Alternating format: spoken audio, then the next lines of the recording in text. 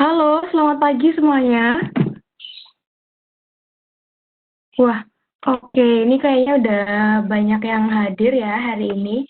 Jadi sebelum kita mulai, saya mau cek dong semangatnya teman-teman. Bisa kirim di grup chat gimana kabarnya hari ini semuanya.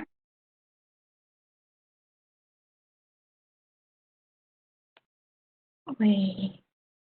Oke, jadi hari ini kita akan ada sharing session International Career Talks bersama dua speaker hebat kita, alumni PENS, yaitu ada Mas Aldi Krisnanda dan juga Mbak Olivia Putri Rosmala. Jadi teman-teman semuanya, perkenalkan saya Elsa, saya moderator hari ini, dan saya akan memimpin sharing session ini hingga 2 jam ke depan. Dan sebelum kita lanjut ke sesi yang pertama, saya harap teman-teman perhatikan ya, the rules of sharing session hari ini. Jadi selama sharing session berjalan, pastikan kondisi mikrofon pada perangkat yang teman-teman gunakan dalam kondisi mute, dan peserta nanti dapat mengajukan pertanyaan selama sharing session. Untuk mengajukan pertanyaan, kunjungi website slide.do dan masukkan kode 94617. Mungkin teman-teman bisa coba dari sekarang ya, supaya nanti kalau mau tanya nggak usah ribet-ribet. Kemudian untuk sesi Q&A di masing-masing session, kita akan memilih 3 pertanyaan untuk diajukan ke pembicara, dan peserta dihimbau untuk mengikuti seluruh rangkaian acara pada sharing session ini hingga berakhir. Jadi kalau misalnya ini belum berakhir, jangan tiba-tiba keluar ya, teman-teman semuanya. Oke. Nah, sebelum kita lanjut ke sesi yang pertama, saya mau cek dulu Aduh sayangnya ini banyak banget ya yang nggak mau ngeliatin wajah-wajah semangatnya. Padahal saya pengen lihat ini semangat nggak sih untuk tahu gimana sih info-info tentang karir di dunia internasional? Ya, nggak usah lama-lama, kita langsung lanjut ke sesi yang pertama. Jadi, di sesi yang pertama ini, kita akan bersama salah satu alumni PAS dari jurusan Teknik Komputer dari angkatan 2014 yang keren sekali. Jadi, Mas Aldi Kresnanda, udah pada tahu kan semuanya? Oke, jadi Mas Aldi ini tahun lalu pernah dipilih oleh Ministry of Economy, Trade and Industry of Japan menjadi salah satu peserta dari berbagai negara untuk magang di Tokachi Foundation. Dan mulai tahun ini Mas Aldi sudah mulai berkarir sebagai IT researcher di perusahaan yang sama. Jadi Mas Aldi itu udah aktif sekali di forum internasional sejak masih kuliah. Bahkan dulu Mas Aldi ini pernah terpilih untuk student exchange di Jepang juga di Kanagawa Institute of Technology. So, buat teman-teman yang kemarin sempat nulis nih di Google Form, aku gimana ya caranya buat bisa kerja di luar negeri, terus gimana sih rasanya kalau kerja dan hidup di Jepang gitu ya. Terus habis itu kalau mahasiswa tua nih pasti udah mempersiapkan banget gimana sih supaya saya bisa berkarir juga di perusahaan internasional. Nah, oke, Mas Aldi akan ngebantu kita untuk menjawab semuanya. So, kita langsung mulai. Mas Aldi, time is yours.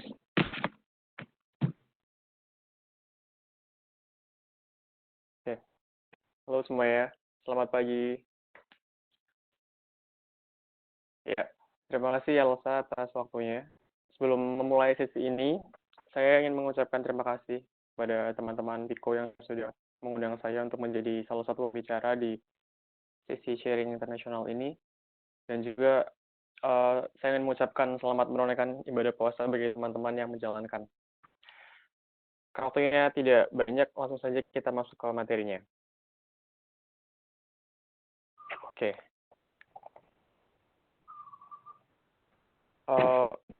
Sebentar. Saya cek dulu ya. Elsa bisa lihat materinya nggak? Mas? Belum di-share ya ini? Oh, sorry. Oh ya, belum. Oke, sudah jelas ya.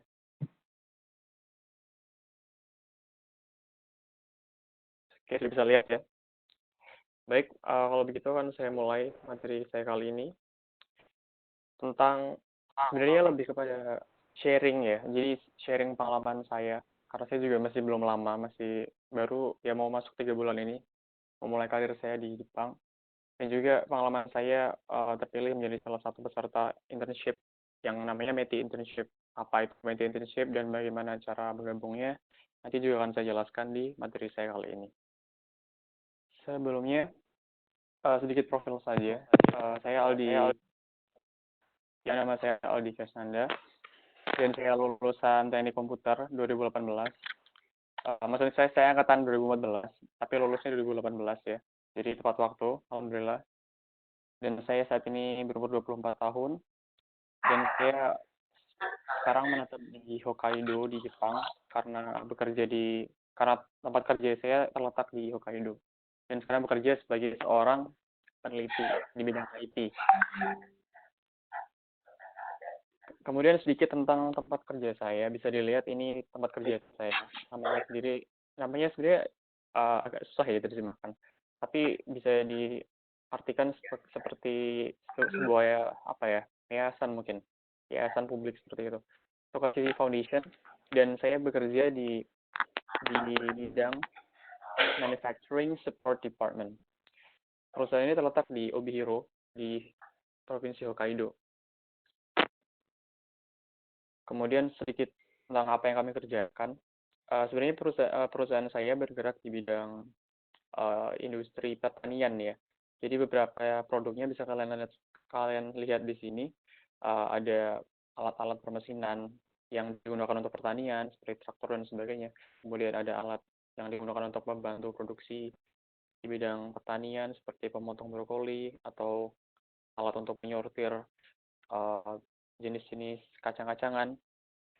Untuk detailnya kalian bisa lihat di website kami di situ. Kemudian ini sedikit tentang lingkungan kerjanya seperti apa ya. Bisa kalian lihat di sini, sebenarnya perusahaan saya tidak perusahaan yang besar ya. Totalnya mungkin cuma sekitar 25 sampai 30 orang. Tapi yang saya ingin tunjukkan ke kalian adalah saya di sini adalah satu-satunya pekerja asing di sini. Jadi semua coworker saya semuanya adalah orang Jepang dan saya juga pekerja asing pertama kali yang pernah rekrut sebelumnya karena mereka belum pernah sama sekali merekrut pekerja berkebangsaan asing. Jadi bisa dilihat di situ coworker saya semua satu divisi mereka semua orang Jepang. Jadi saya setiap hari harus berbicara dalam bahasa Jepang karena mereka tidak berbicara bahasa Inggris. Kemudian di gambar yang kedua bisa dilihat di situ ada ya sedikit ini ya meeting suasana meeting umumnya di Jepang seperti itu. Jadi tidak begitu apa strict atau seperti apa. Jadi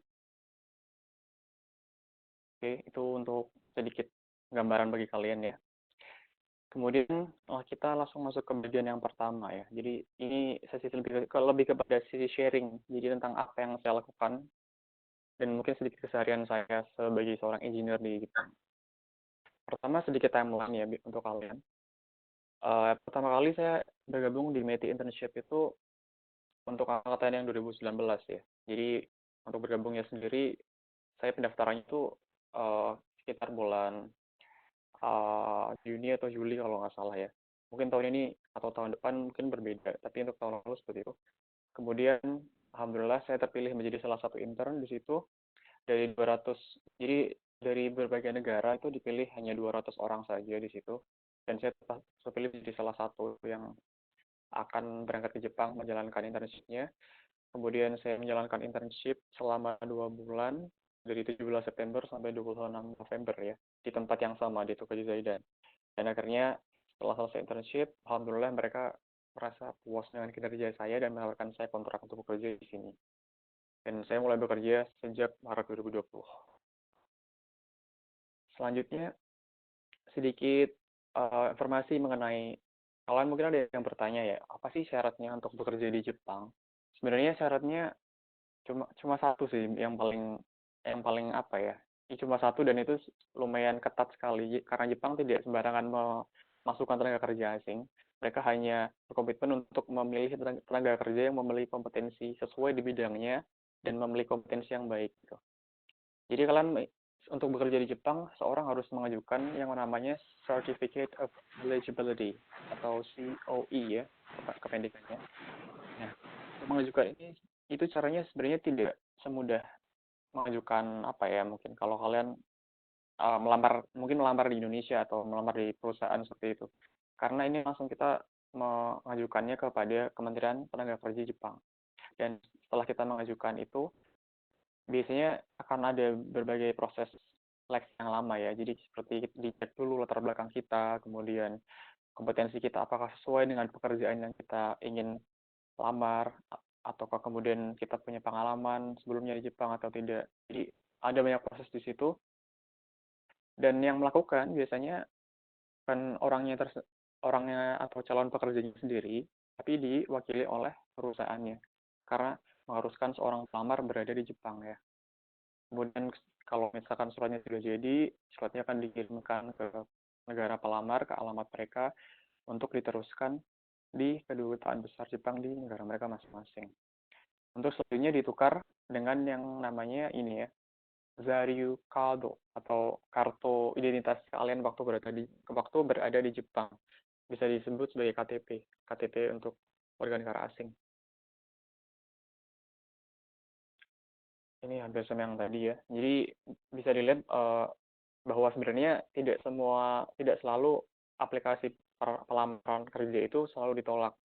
Atau maksudnya saya adalah kita tidak selalu ketika kalian mengaplikasikan lamaran untuk surat izin kerja tadi itu bisa diterima karena memang ada proses yang lama dan cukup panjang. Jadi ada banyak cerita bahwa mereka sudah mencoba bahkan sudah punya pengalaman bertahun-tahun tapi karena mungkin kompetensinya tidak cocok dengan pekerjaan yang dilamar, akhirnya tidak diberikan izin untuk bekerja atau ditolak oleh pemerintah Jepang seperti itu. Dan waktunya juga cukup lama, sekitar 2 hingga 3 bulan. Waktu saya sendiri sekitar 3 bulan ya. Jadi setelah surat keluar, Februari akhir, saya langsung mengajukan ke kedutaan besar untuk mendapatkan visa dan akhirnya langsung berangkat dan mulai bekerja di bulan Maret. Dan ini seperti yang kalian lihat, ini yang saya jelaskan tadi ya, sedikit timeline-nya. Jadi sekitar 2-3 bulan proses penerbitan surat izin kerja terjadi. Selanjutnya sedikit intermezzo ya, jadi tentang kehidupan di Jepang itu seperti apa sih? Pertama, ini adalah kota tempat yang saya tinggali sekarang, namanya kota Ogiro, terletak di Provinsi Hokkaido, di Jepang. Bisa dilihat, sebenarnya kotanya tidak kota yang besar seperti Tokyo atau kota metropolitan lainnya, lebih kepada mungkin kalau di Indonesia seperti apa ya, seperti Malang atau seperti itulah, dalam artian ada banyak, dia lebih kepada industri di kota ini bertumbuh kepada sektor pertanian. Jadi kalian bisa lihat di situ banyak peternakan, banyak pertanian dan sebagainya.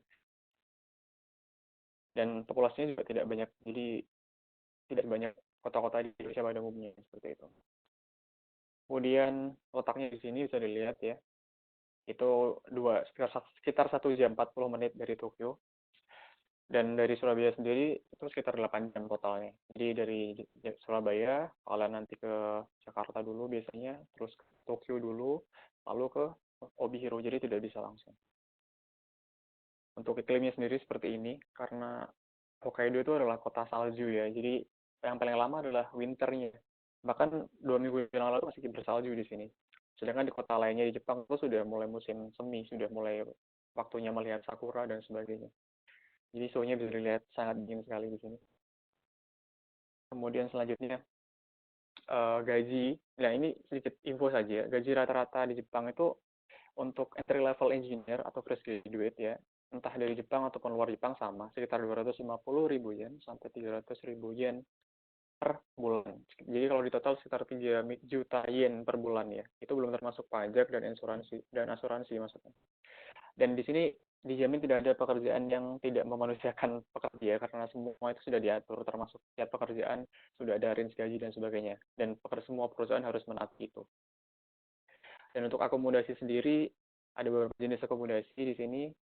Ada share house, itu seperti kontrakan ya, jadi semua tinggal dari satu tempat, kemudian bayar iuran untuk listrik itu bayarnya sama-sama, kemudian fasilitas publik seperti kamar mandi juga dipakai sama-sama. Apartemen dan juga mansion itu lebih kepada rumah susun sepertinya ya, kalau di Indonesia.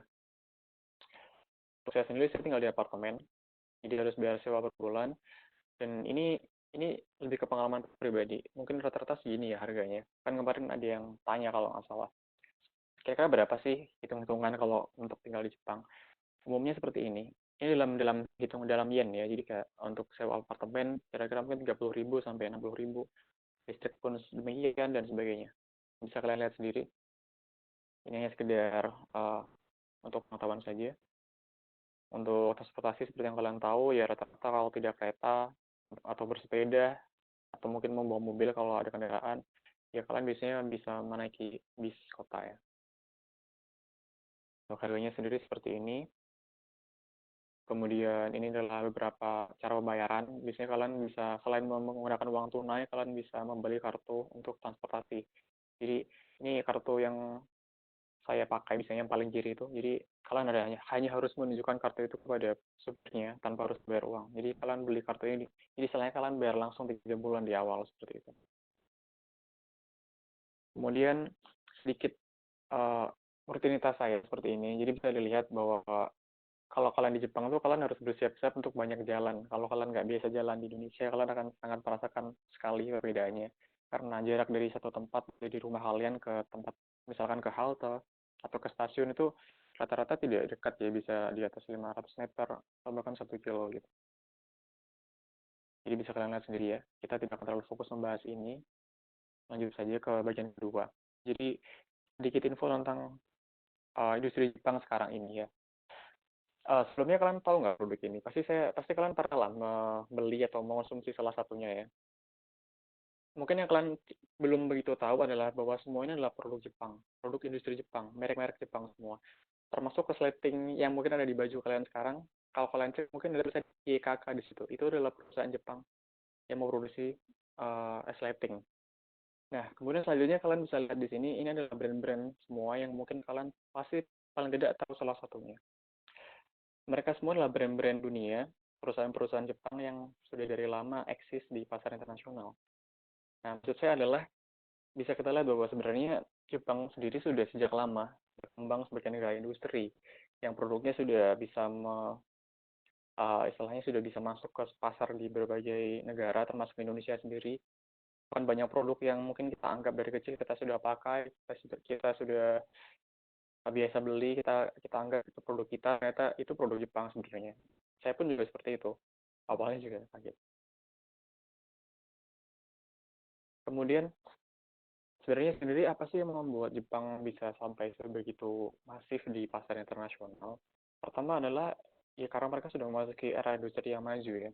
Mereka sudah memasuki penggunaan otomasi di banyak pabrik, robotika, produksi massal mereka sudah memiliki sistem yang bagus, sudah tercapai dari lama. Dan akhirnya proses produksi mereka bisa semakin maju dan bisa semakin melebihi dari industri-industri yang ada di negara lainnya. Kemudian sebenarnya sekarang ada sebuah tren yang berubah ya, bahwa Jepang sendiri sudah semakin menurun dalam mungkin peringkat industrinya ya. Karena kenapa? Karena sekarang ada perubahan tren di pasar. Jadi yang dulunya orang tuh beli produk, sekarang rata-rata lebih ke beli jasa. Misalkan kalau dulu orang-orang lebih banyak beli mobil misalkan, tapi sekarang kita tidak perlu beli mobil gitu. Kenapa kita harus beli mobil kalau kita bisa bayar Uber atau bayar transportasi online misalkan. Akhirnya di era sekarang perusahaan-perusahaan seperti Amazon, Facebook, Alibaba, atau Google lah yang menjadi pemenang dari persaingan tadi. Karena mereka perusahaan-perusahaan yang berbasis data. Mereka tidak punya produk fisik ya, mereka tidak memproduksi produk fisik, mereka tidak punya pabrik, tapi mereka bisa melampaui mungkin pabrik-pabrik yang ada di Jepang atau di negara lainnya. Seperti Jerman juga kan, negara industri kan, mereka juga kalah dari perusahaan-perusahaan Amerika ini. Nah, akhirnya untuk mengatasi atau sebagai respon dari perubahan tren ini, misalkan Jerman kita tahu ada istilah industri 4.0 yang kita sering dengar. Itu adalah cara Jerman untuk menjawab tantangan dunia sekarang ya. Jadi mereka juga ingin menggunakan suatu sistem yang berbasis digital untuk semua aspek produksinya. Nah, sedangkan Jepang sendiri, Jepang tidak mencoba untuk menerapkan konsep industri 4.0, tapi lebih mencoba untuk menawarkan solusi mereka sendiri yang mereka sebut sebagai 5.0 society atau connected industry. Nah, apa itu namanya?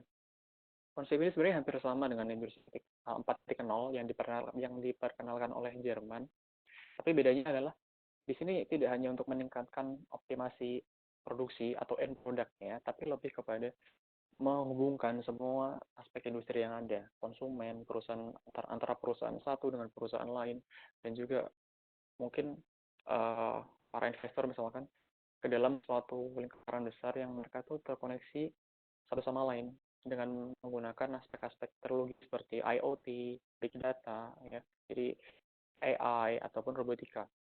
Jadi industri semua ini tadi itu tidak ada lagi selain industri yang berjalan sendiri-sendiri di sini. Maksudnya seperti apa? Mungkin bisa kita lihat sebagai contohnya. Ini contoh sederhana ya, lebih kepada penyederhanaan saja. Misalkan ada perusahaan A, B, dan C. Perusahaan A itu adalah industri yang besar ya, yang dia itu mungkin perusahaan elektronik yang produksinya dia berbasis produknya adalah sensor-sensor misalkan. Perusahaan B misalkan dia sebuah firma kecil yang dia ya jualan jasa untuk konsultasi medis misalkan ya, isinya mungkin dokter ataupun analis kesehatan misalkan. Nah, perusahaan C di sini adalah perusahaan kelas menengah yang mungkin dia bergerak di bidang pengembangan software. Nah, kalau sekarang kan mereka berjalan sendiri-sendiri ya, jadi mereka bersaing sendiri-sendiri, yang perusahaan IT bersaing sama perusahaan IT, perusahaan kesehatan bersaing dengan perusahaan kesehatan lain.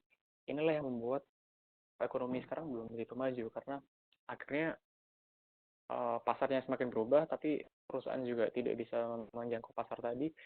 Jepang menawarkan konsep di mana perusahaan-perusahaan tadi yang semuanya berbeda sektor, bahkan berbeda skala ya, yang level industri sampai level UMKM, itu mereka bisa berkolaborasi menjadi satu kesatuan yang tujuannya untuk menciptakan suatu simbiosis mutualisme. Jadi mereka mungkin bisa menciptakan produk bersama-sama dengan menggabungkan kelebihan masing-masing ya, akhirnya menciptakan suatu produk yang memiliki daya atau nilai jual yang lebih tinggi dibanding produk yang kalau mereka produksi sendiri-sendiri. Nah, inilah yang disebut sebagai industri 5.0 yang ditawarkan oleh Jepang. Dan mereka sekarang, pemerintah Jepang khususnya sangat gencar untuk mengarahkan perusahaan untuk masuk ke dalam era ini, seperti itu. Selanjutnya budaya kerja Jepang ya. Sedikit saja di sini rata-rata di Jepang kerjanya itu 8 jam ya. Mungkin ada yang lebih mungkin, tapi itu sangat sedikit sekali karena yang standarnya 8 jam kerja. Biasanya mulai pukul 8.45 pagi hingga jam setengah 6 sore ya. Dan Senin sampai Jumat atau 5 hari kerja. Jadi mungkin bisa mungkin bisa Selasa sampai Sabtu atau mungkin bisa yang lain juga. Yang penting biasanya 5 hari kerja sih. Kalau kerja di luar jam normal tuh dianggap sebagai lembur dan mereka harus dibayar untuk lembur seperti itu. Jadi nggak ada yang kalian kerja tapi nggak dibayar ya yang istilahnya. Iya, makanya di sini regulasinya sangat ketat untuk pekerjaan karena untuk menghindari penyalahgunaan tenaga kerja ya. Seperti itu. Bisa kalian lihat sendiri juga di situ ada tabel yang dibuat oleh pemerintah Jepang. Itu menunjukkan batas-batasan waktu lembur yang maksimal yang bisa diambil oleh seorang pekerja. Misalkan untuk 1 minggu tuh maksimal nggak boleh lebih dari 15 jam. Kalau lebih, perusahaannya bisa kena sanksi dan sebagainya. Dan begitu pun dengan 2 minggu, 4 minggu, dan seterusnya. Itu lebih ke total ya, total dalam satu waktu itu. Kemudian sedikit karakter yang menurut saya ini beberapa karakter tipikal perusahaan Jepang yang menurut saya yang bagus, yang bisa kita tiru. Pertama sih etos kerja orang Jepang yang tinggi. Itu hal yang sudah umum ya, yang saya nggak perlu bahas lagi seberapa disiplin mereka terhadap waktu, seberapa disiplin mereka menghargai tanggung jawab mereka gitu ya. Kemudian prosedural dan sistematis. Aspek produksi mereka itu sangat prosedural dan sistematis. Bahkan semua itu ada SOP-nya dan SOP itu harus ditaati. Kalau tidak ditaati ada sanksi dan sebagainya. Seperti itu. Kemudian penuh perencanaan dan kalkulasi yang matang. Nah, ini seperti ya tadi yang saya bilang, kalau mau ada apa-apa itu pasti ada meeting dulu. Semua harus direncanakan, dihitung secara matang, baru bisa didiskusi. Yang keempat ya sama dengan yang tadi, penuh standar. Yang selanjutnya ini juga penting ya. Jadi orang Jepang mungkin beda dengan kebaikan orang kita ya. Ini saya enggak. Ya ini saya mungkin bisa disebut sebagai generalisasi. Tapi kalau di sini rata-rata orang tuh lebih kepada solution oriented. Jadi mereka berfokus mencari solusi dari suatu permasalahan. Ketika ada masalah, yang pertama kali pikirkan adalah bagaimana cara menyelesaikannya, bukan siapa yang melakukannya, seperti itu.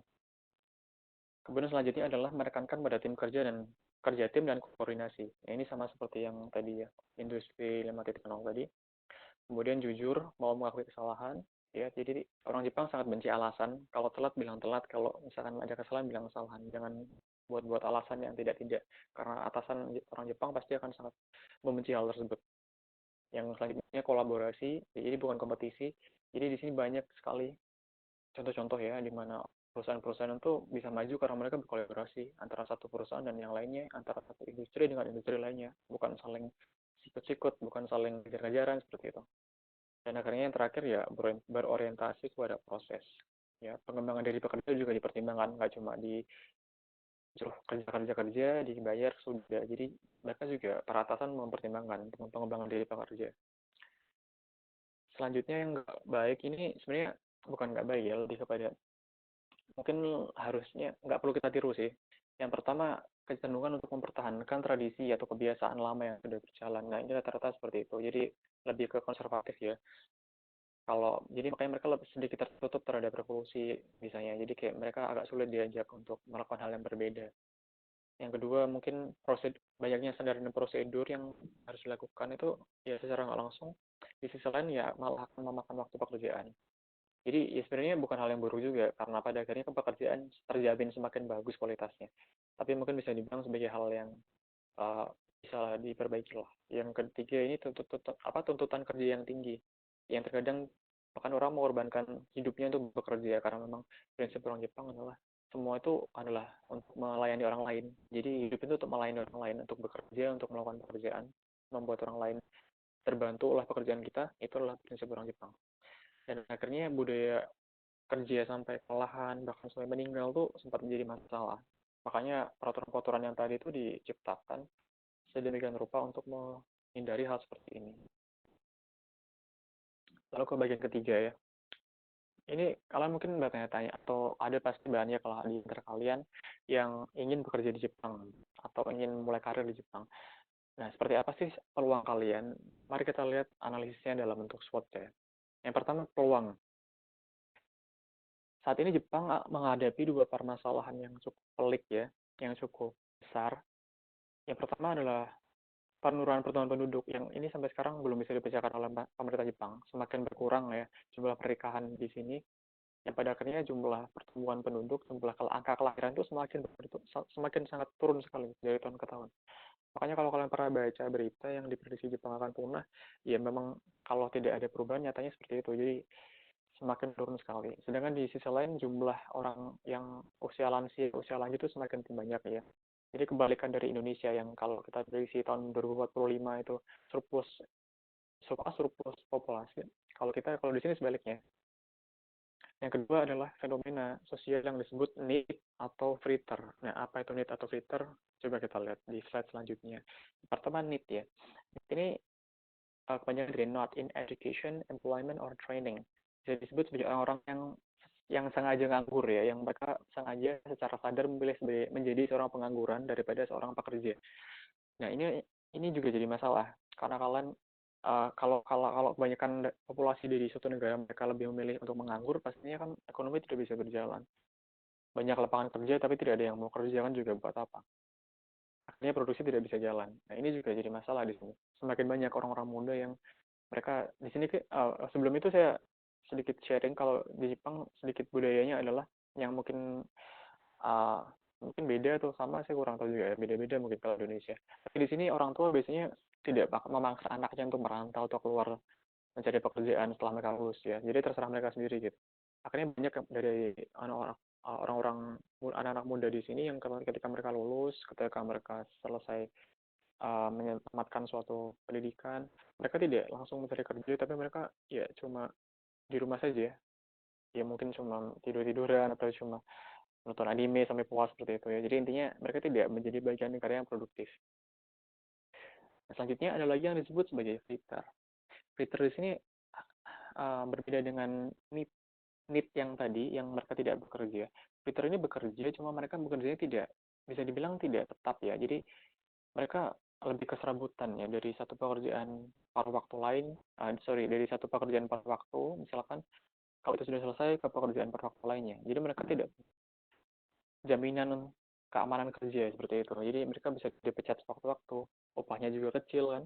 Akhirnya orang-orang ini tadi itu juga rata-rata mereka ini menghambat pertumbuhan ekonomi karena di antara fritter ini juga banyak yang memang sengaja untuk menjadi fritter, bukan karena kurang lapangan pekerjaan ya. Jadi mereka misalkan anak-anak muda di Jepang sekarang banyak yang mereka lulusan kuliah tapi mereka cuma kerja part time aja gitu tanpa mau menjadi pekerja tetap. Jadi kenapa? Karena sebenarnya di Jepang tuh kamu kan kerja part time saja sudah cukup untuk hidup sehari-hari. Karena rate itu 1 jam itu sekitar 900 sampai 1000 yen. Itu cukup untuk makan sehari-hari, cukup untuk beli barang yang kalian mau itu mungkin cukup ya. Tapi untuk membeli rumah, untuk memulai sebuah keluarga misalkan, untuk membesarkan seorang anak itu sangat tidak cukup. Dan akhirnya sama seperti ini, para fighter ini kebanyakan mereka tidak berkeluarga, mereka lebih banyak yang juga menumpang hidup di rumah orang tuanya. Akhirnya mereka juga menghambat pertumbuhan penduduk dan juga ekonomi seperti itu. Makanya kedua masalah sosial ini, fighter dan need ini sangat menghambat sekali pertumbuhan ekonomi Jepang, dan pemerintah Jepang sangat berusaha untuk mengurangi kedua hal ini. Nah, akhirnya ini juga menjadi angin segar bagi para pekerja asing.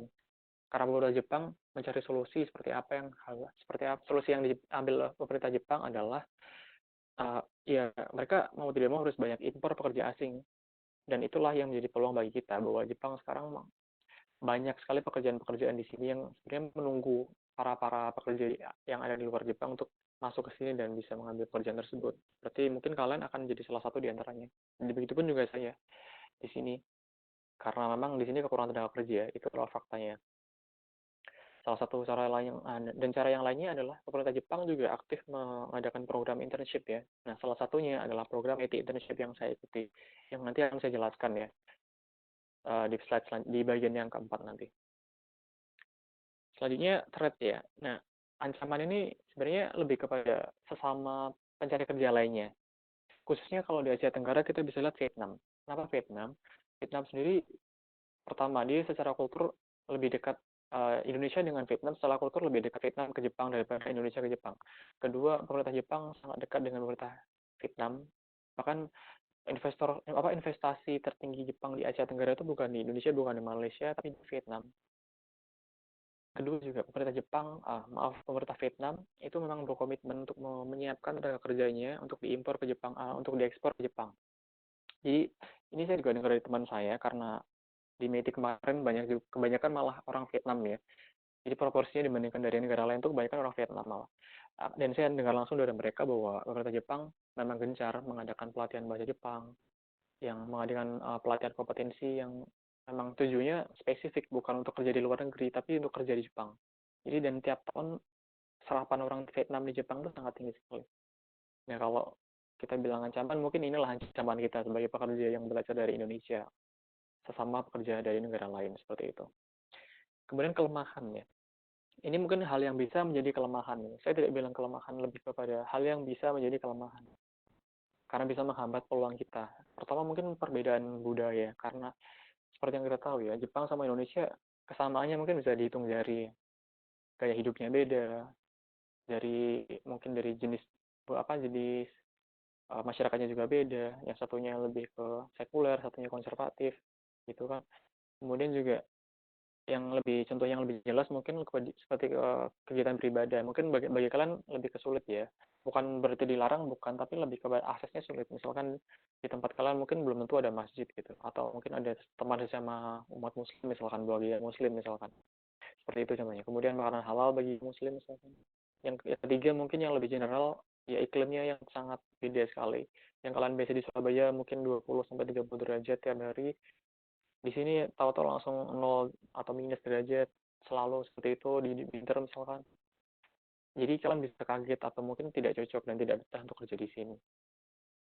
Yang selanjutnya juga tentunya seorang pekerja atau seorang employer ya, mereka juga lebih prefer untuk meng-hire atau mencari pekerja yang familiar dengan budaya mereka daripada yang orang yang benar-benar tidak tahu dan tidak terbiasa, karena seorang pekerja dituntut untuk bisa beradaptasi di tempat kerja mereka secepat mungkin.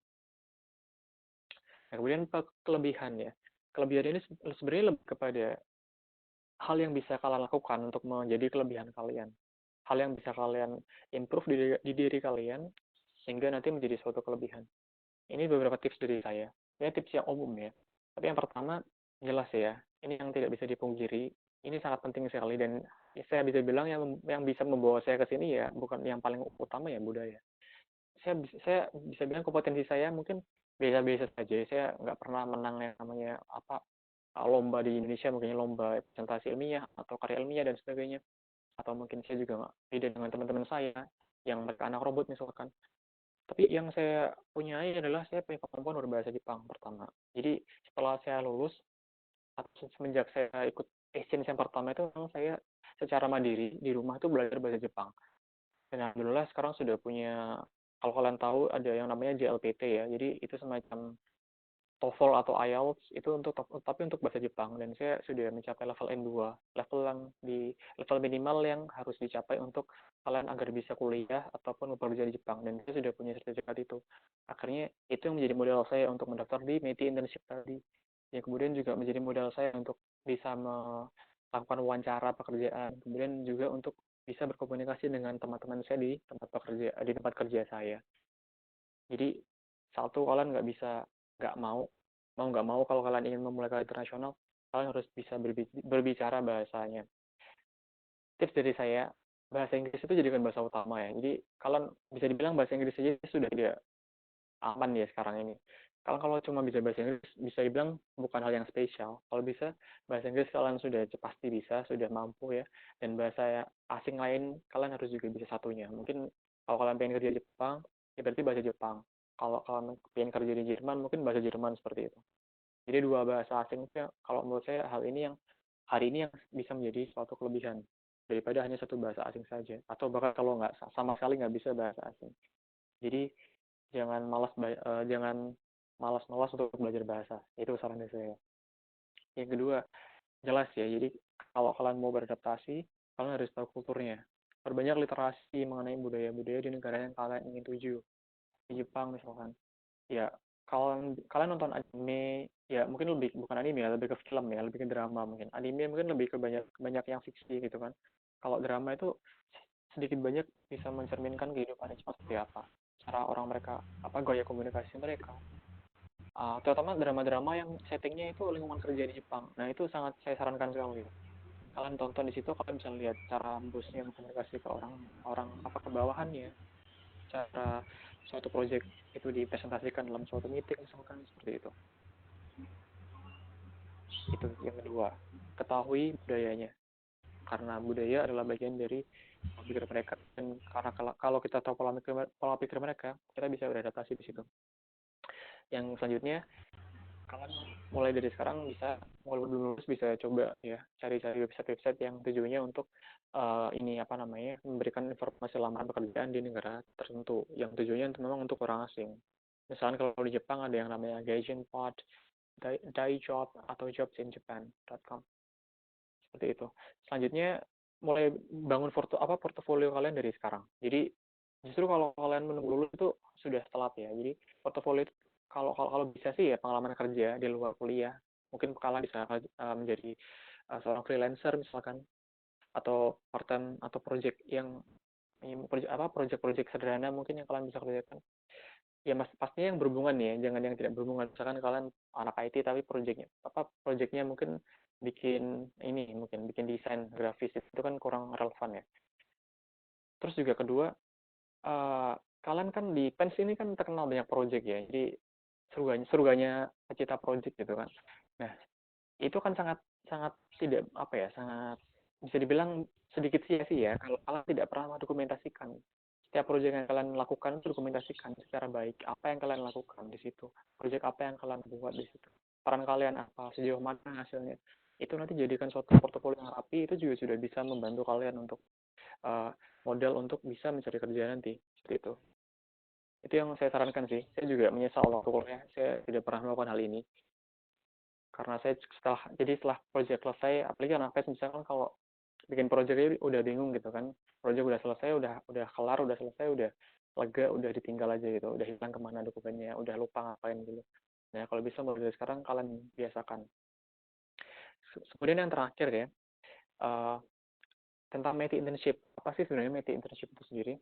Nah, METI internship sendiri sebenarnya adalah suatu program pemagangan kerja yang dilakukan oleh Kementerian Ekonomi, Perdagangan, dan juga Industri Jepang. Nah, program itu tujuannya satu ya. Pertama, memfasilitasi antara pencari kerja asing dan juga para industri di Jepang yang mereka ingin melakukan ekspansi pasar. Yang saya bilang tadi ya, jadi di Jepang mereka memang sekarang sedang mengejar ketertinggalan mereka di bidang industri. Jadi mereka sekarang sudah mungkin lebih bisa dibilang terancam sama ke negara seperti China atau negara seperti Korea, seperti itu. Bahkan contohnya di tempat saya saja, produk-produk dulu tuh produk-produk elektronik itu kebanyakan memang Jepang dan dipakai sendiri oleh orang Jepang. Tapi sekarang orang Jepang juga mereka sudah mencari alternatif lain, misalkan karena produk Cina mungkin lebih murah, dan juga yang dulunya produk Cina itu gampang rusak ya, sekarang sudah mulai punya ketahanan yang lebih, jadi nggak murah dan juga nggak gampang rusak misalkan. Atau mungkin produk Korea juga sudah bisa menyaingi Jepang gitu. Jadi mereka sekarang tinggal bertumpu di produksi di industri otomotif saja. Bayangkan kalau industri otomotif pun juga bisa disaingi oleh negara lain, Jepang mungkin sudah bisa dibilang akan tergeser posisinya di peringkat 5 besar dunia di industri seperti itu. Akhirnya ya itu tadi, mereka mau tidak mau yang biasanya cuma berfokus ke pasar dalam negeri, mereka harus melakukan ekspansi keluar.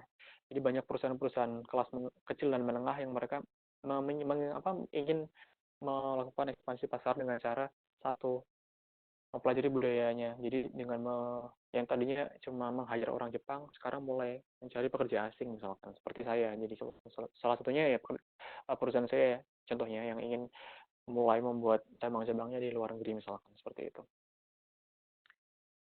Kemudian flowchart-nya MIT Internship itu seperti ini.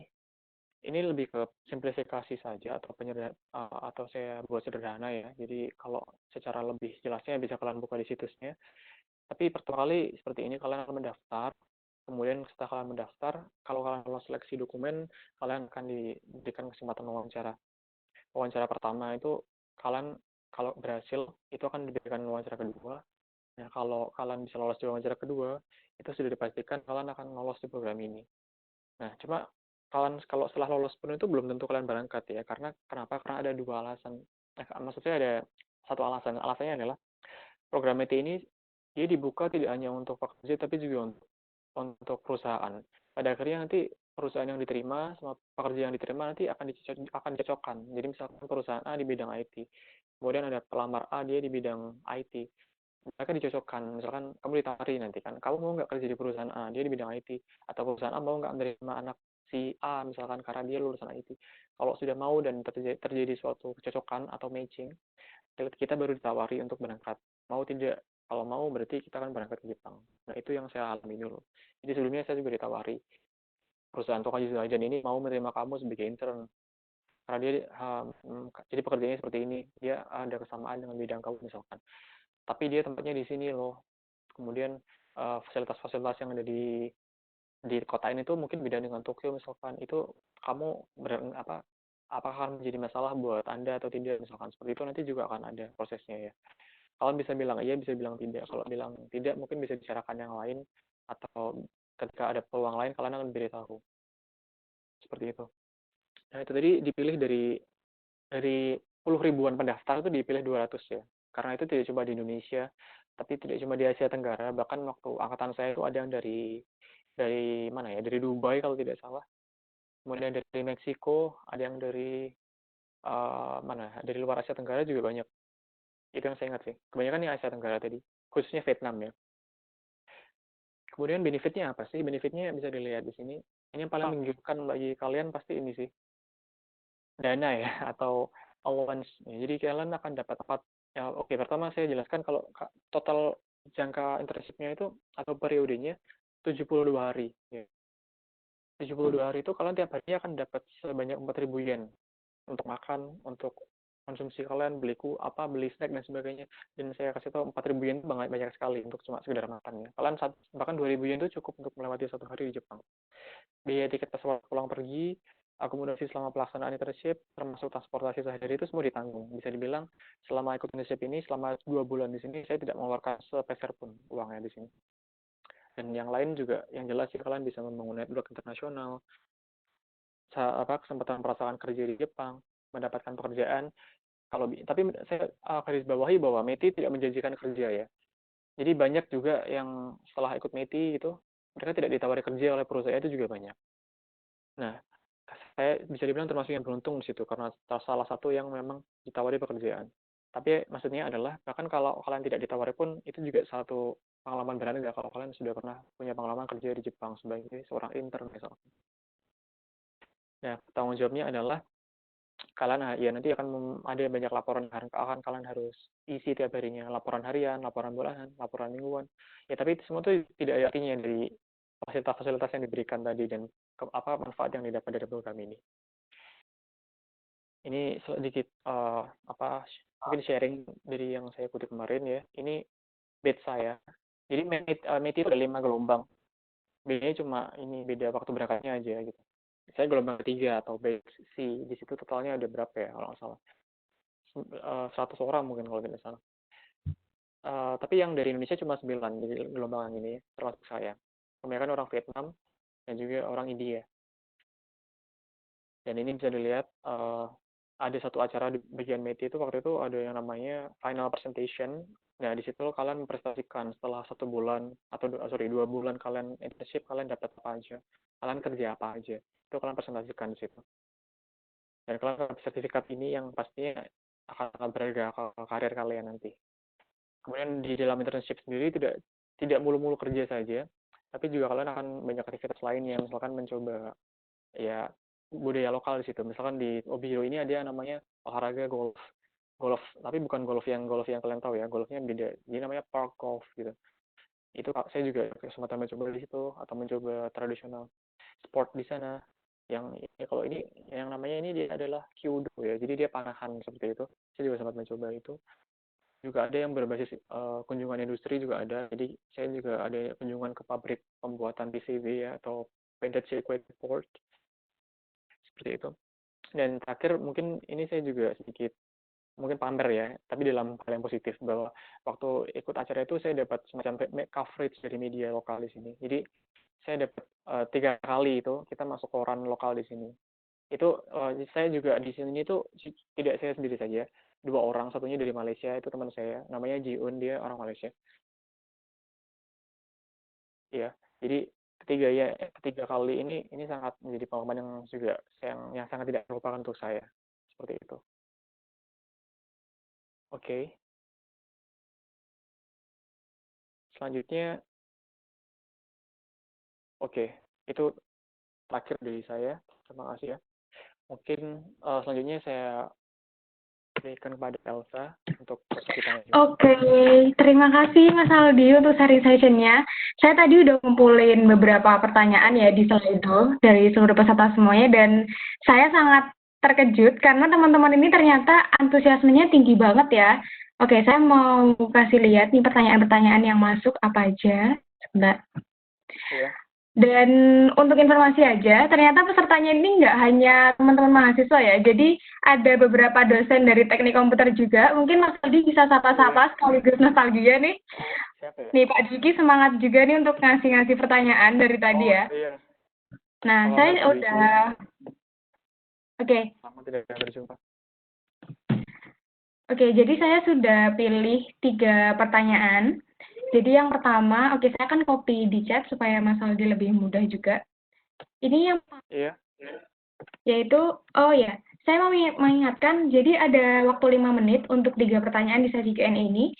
Pertanyaan pertama yaitu, apakah pengalaman berorganisasi juga menjadi pertimbangan penting untuk bekerja di Jepang selain portofolio? Lalu yang kedua, ini dari Pak Diki, ini penting banget ya, karena teman-teman saya yakin banget ini banyak sekali yang tertarik untuk ikut METI internship, apalagi setelah melihat benefitnya. Jadi, bisa dijelaskan terkait pengajuan Certificate of Eligibility seperti apa? Adakah syarat atau minimal requirement yang harus disiapkan? Nah, kemudian ini yang terakhir nih, ini bisa jadi acuan teman-teman ya, apalagi langsung dari sumbernya, orang yang pernah keterima di METI internship. Apakah ada faktor yang mempengaruhi agar mendapat tawaran pekerjaan dari METI atau memang hanya sekedar beruntung? Oke, Mas Aldi, silakan dijawab. Oke, baik. Jadi yang pertama ya, apakah program, pertama tadi mana? Oh ya, pengajuan Certificate of Eligibility. Oke, jadi saya jawab pertama, sebenarnya untuk COE ini sendiri itu kalian ajukan ketika kalian memang sudah dapat pekerjaan ya. Jadi misalkan kalian mencari kerja online atau mungkin kalian cari sendiri maksudnya, atau ketika ditawari oleh perusahaan Jepang, itu kalian sudah diterima, sudah lolos wawancara, itu kalian baru boleh mengajukan COE. Jadi ketika kalian belum lolos, belum ada kepastian tentang kerja di mana, itu kalian belum bisa mengajukan COE. Dan untuk internship sendiri, kalian tidak memerlukan COE karena internshipnya itu sendiri adalah dia kan bukan kerja ya, jadi kalian tidak dibayar, tidak digaji. Adapun uang tadi bukan sebagai gaji, lebih kepada untuk biaya hidup ketika mengikuti internship saja seperti itu. Kalau prosedurnya sendiri itu untuk untuk mengajukan COE itu lebih kepada banyak dokumen yang kalian harus kirim. Misalkan seperti ya scan rapor, atau misalkan yang saya ingat ya, scan rapor, kemudian transkrip nilai misalkan, atau ijazah, kemudian ada misalkan lagi kalau kalian punya, nah ini penting juga sih, kan di PENS itu juga ada pelatihan uji kompetensi ya, jadi apa istilahnya, sertifikasi yang biasanya memang diberikan untuk mahasiswa. Nah itu juga penting. Saya bisa bilang mungkin kalau saya tidak pernah, dulu waktu di PENS ada pelatihan atau uji kompetensi sebagai programmer waktu itu, saya kalau tidak ikut, mungkin saya bisa bilang saya tidak akan ada di sini sekarang. Karena orang Jepang salah satunya mereka bisa melihat orang kompeten atau tidak itu, mereka tidak ngetes ya, mereka tidak memberikan suatu ujian, kan tidak. Mereka hanya taunya ya mereka punya sertifikat uji kompetensi, mereka punya kompetensi yang dikeluarkan oleh pemerintah Indonesia misalkan. Dalam hal ini mungkin Menristek Dikti. Nah, itu yang penting juga. Jadi kalau kalian di PENS kan pasti nanti ada kan ya uji kompetensi atau uji sertifikasi, saya lupa namanya. Nah, itu kalian harus ambil dan kalian pastikan kalian punya sertifikatnya. Itu bukti kalau kalian punya kompeten di bidang itu. Yang lainnya sih itu saja sih yang menurut saya dokumennya ya, tidak begitu banyak. Kemudian yang kedua ini ketika belajar bahasa Jepang lulus itu, sorry, Aku lihat ya chatnya tadi. Ada di forum chatnya. Oh iya, sorry. Oh sorry, maaf tadi yang kedua ya. Yang pertama yang pengalaman organisasi. Iya, pengalaman organisasi sebenarnya menurut saya ya kalau dibilang tidak penting enggak juga ya, penting. Cuma kalau dibandingin sama pengalaman kerja, saya bisa bilang lebih ke pengalaman kerja ya. Bahkan saya diwawancara pun tuh apa maksudnya kerja ya yang berhubungan dengan proyek ataupun kerja di tempat kerja. Karena saya waktu di wawancara pun juga sama sekali tidak pernah ditanya tentang organisasi, jadi cuma pernah kerja atau tidak, atau pernah atau kompetensi atau hal-hal atau kegiatan yang berhubungan dengan kompetensi saya, misalkan yang saya pernah ikuti apa saja seperti itu. Tapi saya bisa bilang juga berguna pasti ya kan. Kan organisasi itu lebih kepada proyek manajemen ya. Kalau kalian punya kelebihan di situ ya pasti kalian atau punya pengalaman organisasi misalkan, pasti kan kalian juga dianggap punya pengalaman dalam manajemen suatu proyek, pasti juga akan jadi naik kelas gitu. Tapi kalau dibandingkan sama pengalaman kerja, karena kita ngomongin pekerjaannya, saya bisa bilang lebih dipertimbangkan sih kerjanya tadi. Atau kalau kalian sebenarnya kalau pernah ke Jepang misalkan punya ikut internship sebelumnya itu juga jadi nilai plus karena kalian sudah dianggap sudah adaptasi kulturnya di situ. Jadi itu ya jawabannya. Penting cuma bukan segalanya gitu. Kalau bisa jangan cuma organisasi saja. Jadi anak-anak organisasi itu kalau bisa juga harus ini belajar gitu ya. Terus yang ketiga apa tadi ya? Ini. Oke. Apakah ada faktor yang mempengaruhi itu? Ya. Faktornya ya keberuntungan jelas ya. Tapi yang kedua sebenarnya lebih ke kan tadi kalian harus punya kemampuan bahasa yang baik menurut saya. Tidak harus fluent, paling nggak baik dulu. Dan kalian harus bisa perform bagus. Kalau nanti ketika internship kalian akan diberikan project oleh para perusahaan atau company-nya di situ. Nah, kalian kalau bisa mengerjakan dengan baik, pasti mereka akan memberikan impresi yang baik ke kalian. Kedua juga kalian dari awal harus bisa ini sih, kalau bisa ngode-ngode itu loh. Kalau kalian memang tujuannya memang cari kerja di sini, seperti itu. Kayak banyak teman saya yang mungkin mereka jawabannya nggak kayak gitu ya. Jadi kayak mereka dianggap belum mau kerja atau belum kerja. Walaupun juga memang tergantung perusahaannya. Bisa aja perusahaannya memang belum siap menerima pekerja asing, tapi cuma mau belajar. Atau yang kayak perusahaan saya, jadi dia sudah memang mau menerima dan sudah siap menerima pekerja asing seperti itu. Jadi tidak hanya keberuntungan, jadi juga kalian harus bisa menjelaskan niat kalian kenapa ikut program ini seperti itu. Ya, itu jawabannya ya. Oke, terima kasih Mas Aldi untuk jawabannya. Oke, gimana nih teman-teman semuanya? Jadi nggak usah khawatir, tadi yang tanya-tanya tapi belum terjawab, kita akan memberikan materinya nanti setelah sesi ini selesai. Dan teman-teman kalau mau reach Mas Aldi, bisa juga melalui Instagram atau LinkedIn-nya ya Mas ya. Mas Aldi terbuka banget untuk pertanyaan. Oke, jadi tadi yang dari pertanyaan dari jawaban Mas Aldi itu kita tahu kalau ternyata keseimbangan yang pinter, secara teknis itu juga harus diimbangi dengan soft skill. Karena kalau misalnya hard skill doang yang diutamakan, soft skill-nya nggak ada, perusahaan juga akan pertimbangan lagi nih. Kemudian yang paling penting, kalau misalnya teman-teman mau ikut ke Jepang juga, mau ikut kerja di Jepang, speak their tongue. Jadi benar-benar belajar bahasa Jepang dari awal ya Mas ya. Dan lagi, ada lagi yang lebih lucu nih ya. Jadi Mas Aldi tadi sempat bilang, apakah kalau mau mendapat tawaran pekerjaan dari METI itu cuma beruntung? Enggak juga ya. Jadi teman-teman tuh penting banget untuk mempertimbangkan dan mempersiapkan semuanya dari awal, seperti sertifikasi. Terus tadi juga yang punya project-project dari sekarang jangan cuma dibiarin dan tergeletak gitu aja. Jadi harap mulai disusun ya dari sekarang. Oke, terima kasih Mas Aldi untuk waktunya. Dan gimana nih responnya tadi habis dengar sharing session dari Mas Aldi? Saya yakin banget teman-teman ini kayaknya semakin semangat ya untuk meniti karir di perusahaan internasional, apalagi di Jepang. Dan sekarang, setelah tadi tahu tips and trick untuk ke Jepang, terus gimana sih kultur kerja bareng orang dari luar negeri, apalagi Mas Aldi satu-satunya orang luar yang ada di Tokachi Foundation. Di sesi yang kedua ini, kita akan ngobrol bareng orang yang tepat. Jadi ada salah satu alumni PEN yang sekarang sedang kerja di perusahaan Singapura, yaitu alumni dari Teknik Telekomunikasi. Dia adalah cewek cantik namanya Mbak Olivia Putri Rosmala. Dia biasa dipanggil Mbak Ola. Dan dia sekarang sebagai seorang talent manager di perusahaan Glint Singapura. Oke, saya mau cek dulu kira-kira teman-teman ini masih semangat nggak sih Apalagi sekarang pada puasa ya, bisa coba komen di forum chatnya.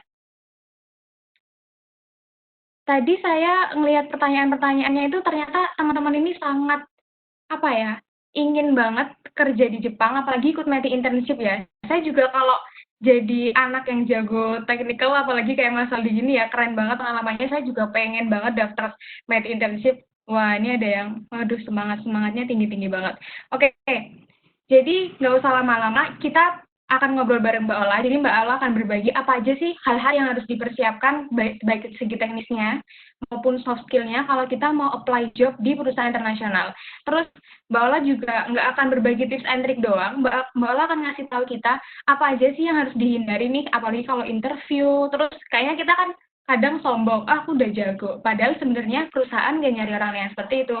Oke, ini kesempatan yang brilian banget ya teman-teman, so stay tune sampai akhir session. Nggak usah lama-lama, Mbak Ola, time is yours. Okay. Wait. Something up. Okay, cool. Okay, hi. Okay, halo semua. Jadi seperti yang udah dijelasin tadi sama Elsa, aku Ola, nama aku Lydia Putri Rosmala, aku Ola. Sekarang aku kerja untuk Glean Singapore. Jadi disclaimer aja, apa sih bedanya Glean Indonesia dan Glean Singapore? Jadi Glean Singapore ini aku directly kerja untuk headquarter di Singapura. Walaupun aku tempatnya di Batam ya, tapi aku directly kerjanya untuk Glean Singapore dan juga perusahaan-perusahaan yang kami bantu itu pure perusahaan Singapura, tapi mungkin ada yang perusahaan Amerika Selatan, ada perusahaan dari Australia juga, ada yang dari Prancis juga, tapi most of them are Singaporean companies. And yeah, I think I'm going to start my presentation right now. Wait for a second, I need to share screen first. Okay. Cool. So, okay. Wait for a second. This is so wrong. Okay, pertama-tama kalian bisa catat ini dulu untuk kayak masalah-masalah mau reach out aku gimana, mungkin bisa via Gmail ataupun via WA juga, it's fine for me. And also kita mulai aja ya. Jadi yang aku nyebutinnya itu bakalan the flow instead of step by step, karena menurutku itu harus diikutin banget. Oh my god, is it nge-lag? Wait. For a second. Mungkin saya bisa bantu untuk share screen-nya, Mbak Ola. Oh gitu, masih nge-lag nggak ya?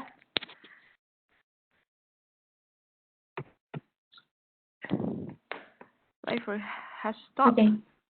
Okay. Oke, udah share screen ya? Iya, sudah. Okay, cool. Okay. So sorry tadi technicalnya kind of problem. Oke, jadi taking chances in a foreign company. Kenapa sih aku ngomongnya taking chances? Karena sebenarnya kesempatan-kesempatan ini harus diambil, bukan cuman kalian tunggu aja. Karena sebenarnya banyak banget udahan pekerja Indonesia yang bekerja untuk Singaporean company. Dan itu hampir kayak, I can say like, untuk di Batam sendiri ya, karena base kami di Batam itu ada sekitar 200 sampai 300 orang pekerja di sana, dan ada juga anak-anak PENS yang di sana. Salah satunya Mas Dito, itu IT 2014, terus juga ada yang Game Tech 2015, itu Bima. Oke, mungkin bisa next, Elsa.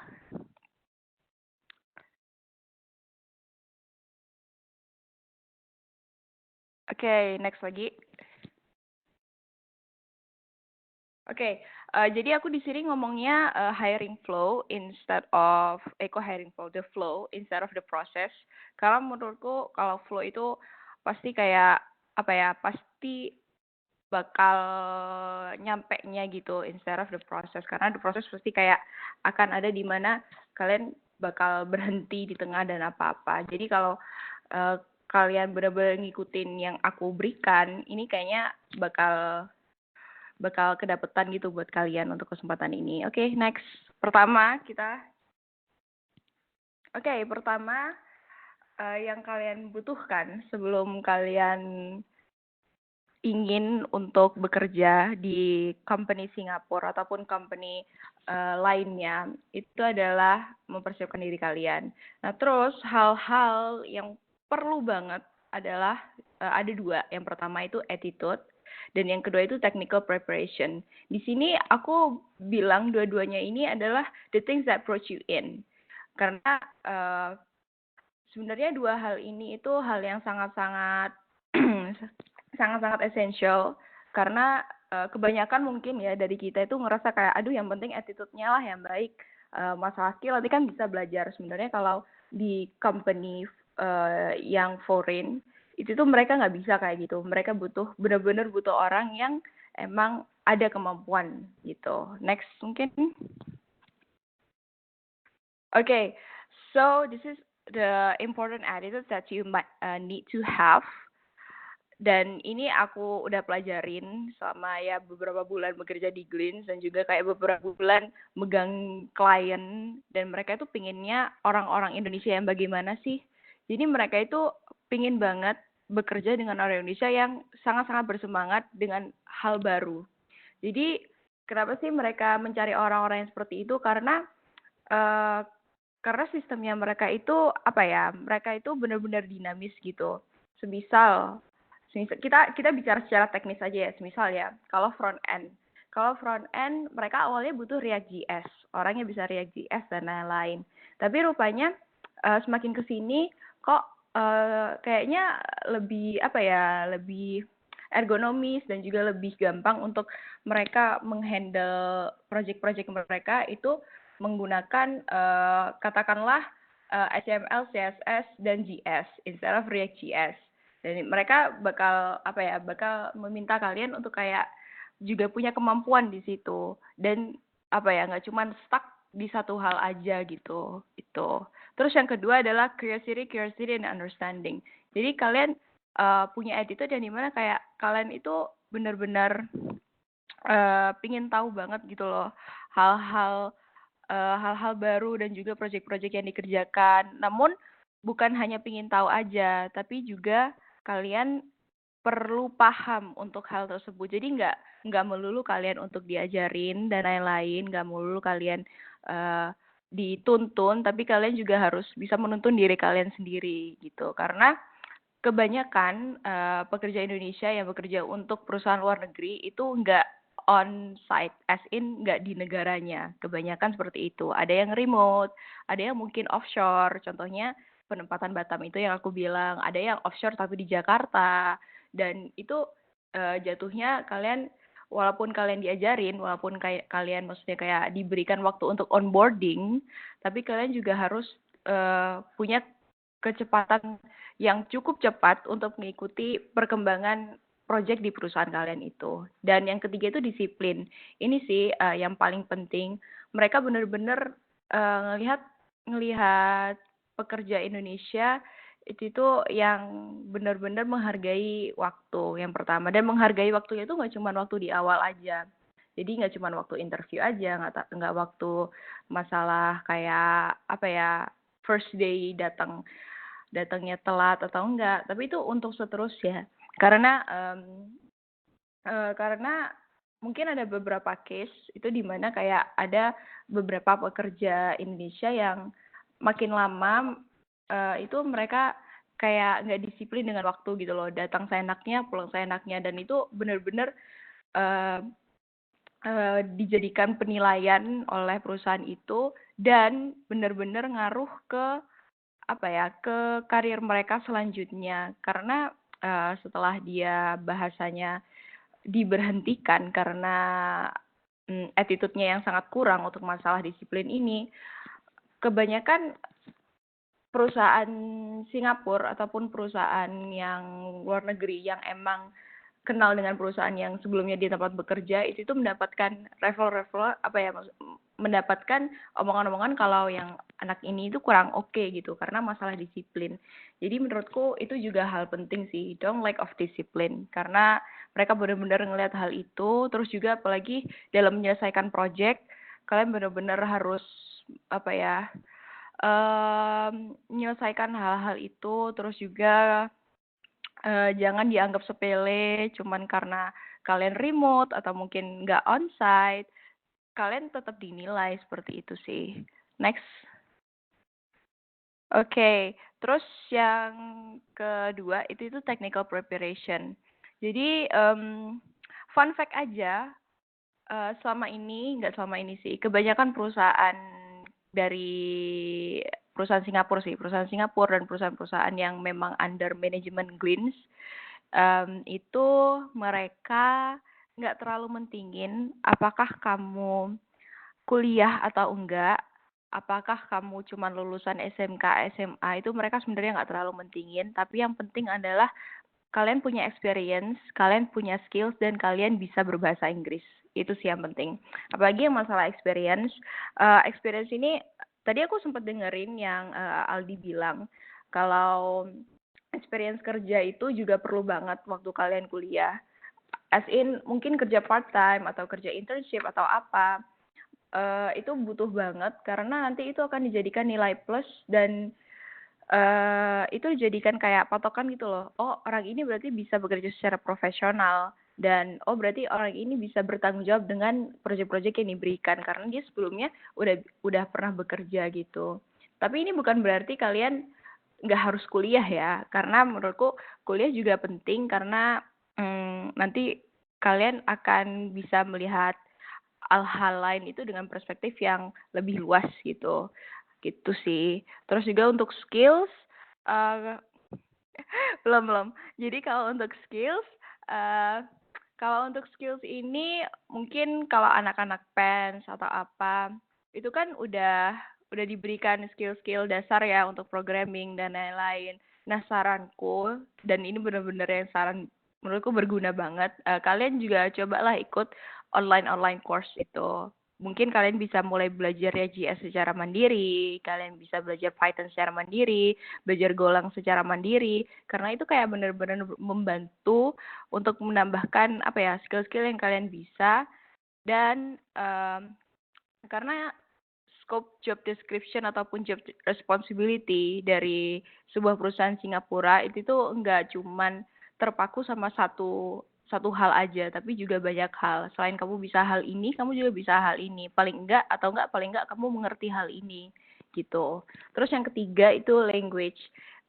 Ini sebenarnya penting banget.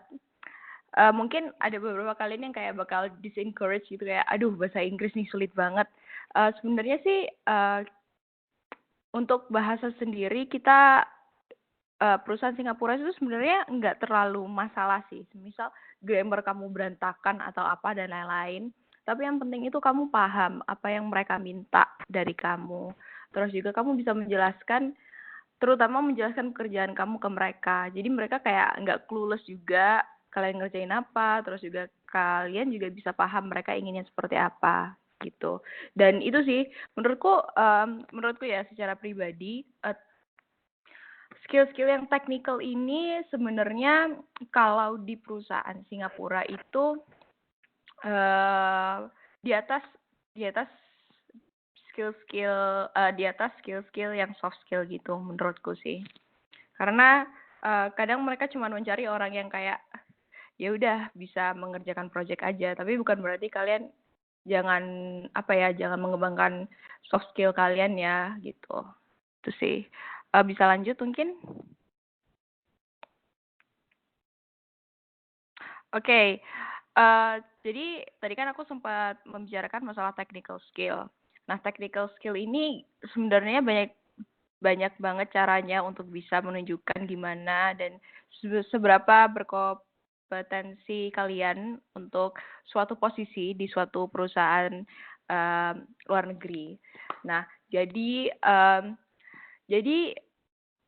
yang dibutuhkan oleh mereka itu tuh sebenarnya mereka nggak butuh ya namanya transkrip nilai, mereka nggak butuh ijazah, mereka nggak butuh apa-apa, mereka literally kayak mereka bener-bener ngeliat kayak experience kalian gitu loh, dan project-project apa yang udah kalian kerjakan. Nah karena itu di sini aku mau nunjukin, maksudnya kayak memberikan info gimana sih portfolio yang bagus, gimana sih portfolio yang benar-benar diingat dan benar-benar dilirik oleh perusahaan itu. Nah ini ada mungkin deskripsi tentang portfolio dan resume. Oke, mungkin next.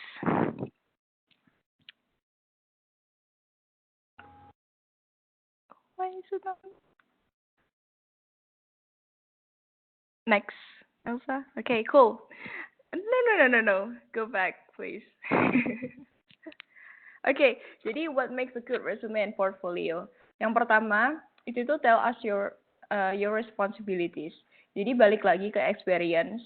Kadang di beberapa kandidat, kita nyebutnya kandidat ya, di beberapa kandidat yang kita temuin, resume mereka itu tuh resume yang 1 halaman.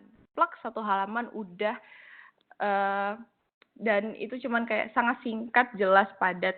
Padahal experience mereka banyak. Dan itu sebenarnya sangat-sangat membuat perusahaan itu jadinya kayak anak ini beneran kerja nggak sih, atau anak ini itu nggak sih, karena kesannya itu kayak selama dia bekerja itu tuh dia nggak terlalu paham apa yang dia kerjakan kalau dia cuman nulis posisi dia dan perusahaan dia di mana itu. Nah jadi menurut kami good resume itu adalah resume yang menuliskan dan juga menunjukkan apa sih responsibility kalian setiap kalian ada di suatu posisi. Misal saat itu kalian jadi project manager, apa sih responsibility kalian?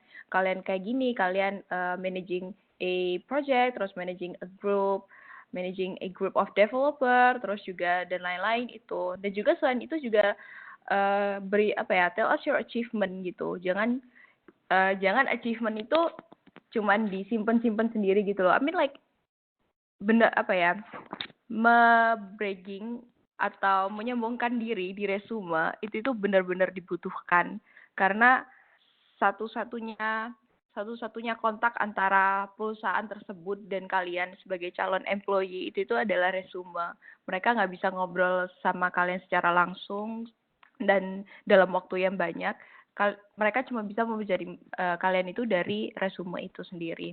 Jadi semisal experience kalian banyak dan itu kayak waduh ini bakal lebih nih dari 1 lembar, nggak apa-apa, kalian tulis aja itu experience kalian dan juga responsibility kalian itu apa aja sih, terus juga selama kalian di posisi itu achievement kalian apa aja sih itu.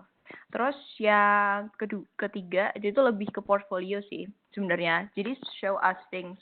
Jadi apapun project yang kalian udah lakuin, either itu mungkin kalau untuk fresh graduate mungkin projectnya kebanyakan untuk project kuliah ya. Tapi kalau untuk project kuliah mungkin bisa kalian pilih lagi mana sih yang sangat oke. Terus mungkin kalau kalian ada yang freelance atau apa, kalian juga bisa tunjukin project itu kalau emang nggak confidential itu.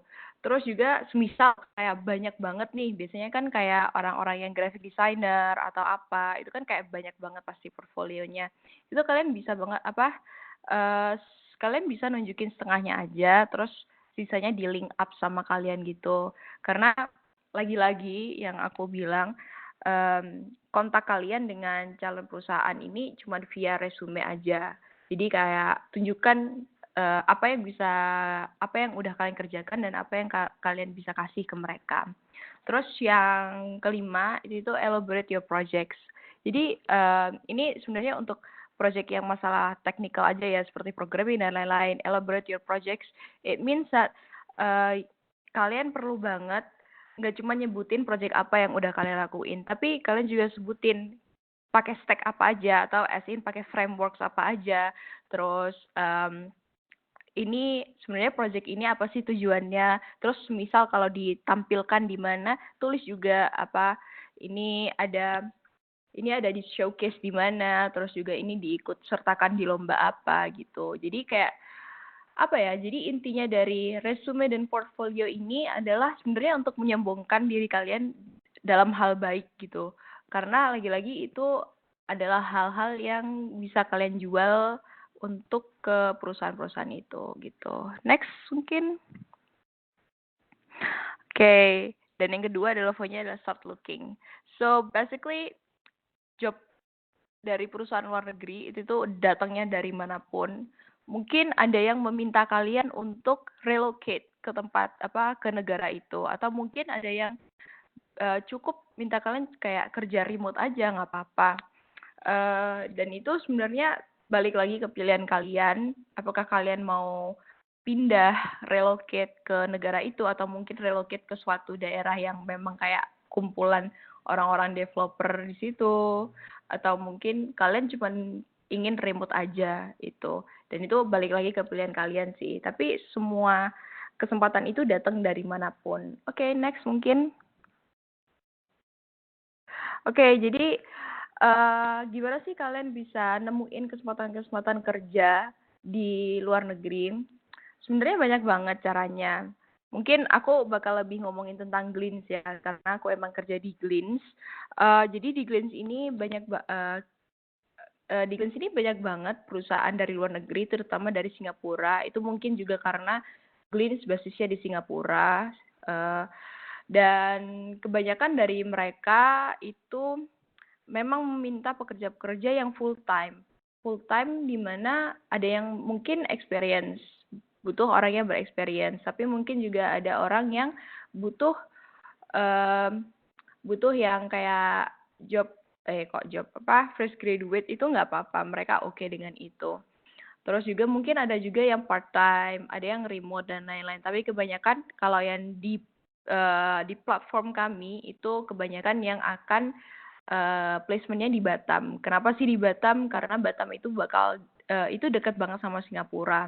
Dan saat kalian bekerja di Batam, itu sebenarnya kalian bukan bekerja untuk cabang perusahaan itu di Batam, tapi sebenarnya kalian bekerja untuk perusahaan Singapura tersebut. Maksudnya kayak kalian bekerja untuk headquarters itu. Bedanya kalian cuma tinggal di Batam, udah itu aja. Ya itu sih. Terus yang kedua di LinkedIn, sebenarnya mungkin kalian kalau lihat di LinkedIn ya, talent manager itu ada banyak banget, nggak cuma saya aja.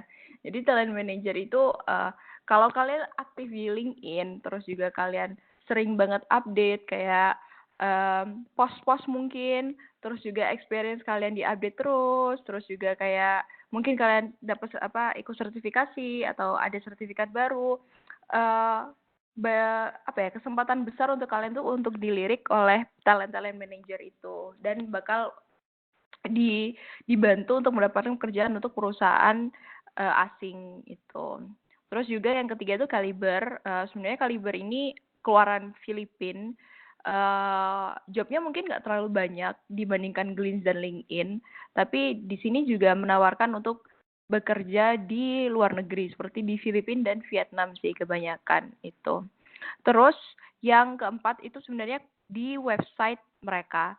Jadi sebenarnya kalau kalian cukup rajin untuk kayak searching kayak di negara ini ada perusahaan apa sih, di negara ini ada perusahaan apa sih, kalian bisa ngunjungin website mereka dan bisa ngelihat ke karir mereka. Kalian kayak dicoba dulu lah apply di mereka, dan juga jangan minder lah cuman karena itu headquarternya di negara lain bukan di Indonesia. Kalian kayak aduh nggak usah deh, aku nunggu yang cabang Indonesia aja, nggak usah, karena sebenarnya banyak banget pekerja Indonesia yang udah bekerja di luar negeri walaupun itu onsite ataupun remote, dan mereka prosesnya bukan melalui job portal ini, tapi juga ada yang prosesnya mereka langsung ke websitenya gitu.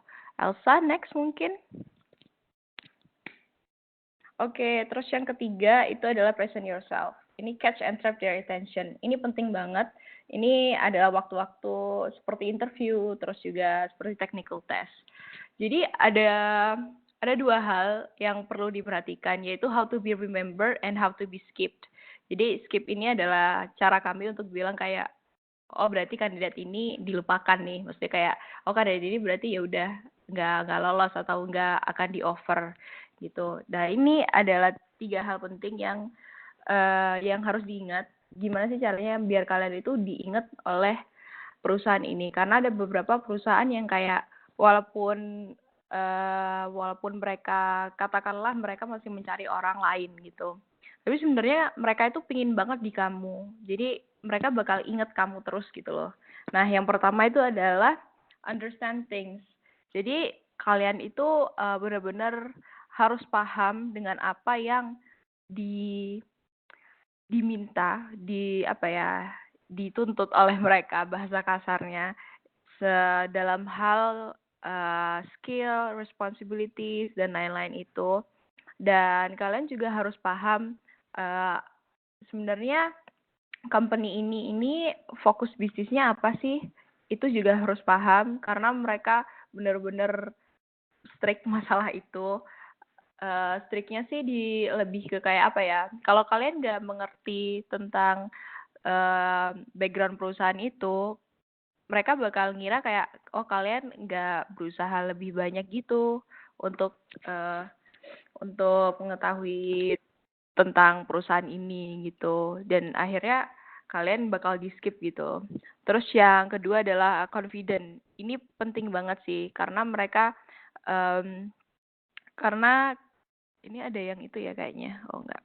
Karena mereka itu mencari orang-orang yang benar-benar percaya diri, nggak ragu dengan kemampuan mereka. Apalagi kalau emang orang itu bisa, tapi kan kadang ada beberapa orang yang ragu gitu loh, atau kayak minder. Apalagi, waduh kerjanya di perusahaan asing nih, teman-teman kerjaku bakal orang asing semua, mereka pasti lebih pinter. Sebenarnya nggak juga. Sebenarnya ada bahkan yang orang Indonesia asli yang jadi lead lead engineer di sana.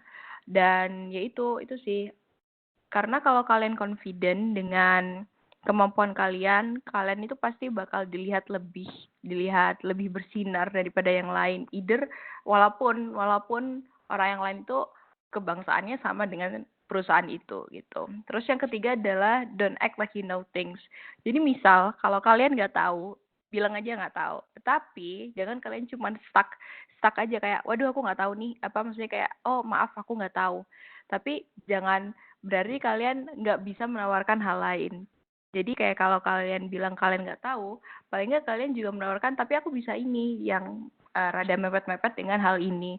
Jadi apa ya, jangan ngerasa kayak oh aku tahu nih walaupun dikit bilang aja aku tahu. Tapi menurutku itu hal-hal yang nggak wise sama sekali karena nanti kalian sekali lagi akan direview oleh mereka apakah kalian bohong atau enggak. Itu tuh sebenarnya bakal direview banget sama mereka. Dan kalau kalian emang taunya dikit, bilang aja taunya dikit. Kalau taunya banyak ya bilang aja taunya banyak. Kalau benar-benar nggak tahu ya bilang aja nggak tahu. Jadi kayak jangan act kayak oh I know these things gitu. Cuman karena kalian pernah megang ini sekali atau 2 kali. Itu sih. Tuh. Next mungkin. Oke, terus ini yang how to be skipped. Jadi ini adalah beberapa hal yang bisa bikin kalian di skip oleh perusahaan ini. Yang pertama itu not coming to an interview. Ini udah menunjukkan banget kalau disiplinnya sangat kurang. Sebenarnya not coming it's fine, but at least tell them kalau kalian itu tiba-tiba ada urgent gitu. Karena banyak banget perusahaan asing, terutama yang kami pegang, itu tuh punya bermasalah dengan beberapa orang Indonesia yang seperti ini, yang tiba-tiba nggak datang interview, yang tiba-tiba kayak cancel tanpa ada bilang apa-apa seperti itu. Terus yang kedua itu adalah not reading the job description. Seperti yang aku bilang tadi, kalau kalian ingin diingat, kalian harus understand things, dan itu termasuk dengan job description kalian. Jadi kalian harus pahami itu job description, terus juga harus kayak benar-benar nggak clueless gitu loh apa yang akan kalian kerjakan, misal kalian akan jadi employee mereka. Terus yang ketiga adalah not being honest. Ini balik lagi ke don't act like you know things. Itu lagi-lagi kalau kalian seperti itu berarti kan kalian nggak jujur ya. dan mereka sangat nggak menghargai orang-orang yang nggak jujur, karena foundation mereka antara kamu dan mereka itu adalah kejujuran. Karena lagi-lagi kebanyakan dari pekerja Indonesia itu nggak bekerja di onsite atau nggak bekerja di negara tersebut, kebanyakan lebih ke remote ataupun onsite tapi di tempat lain, seperti itu. Terus yang keempat adalah not knowing about the company focus, yaitu sama sih kayak understanding things tadi, itu sih. Lanjut.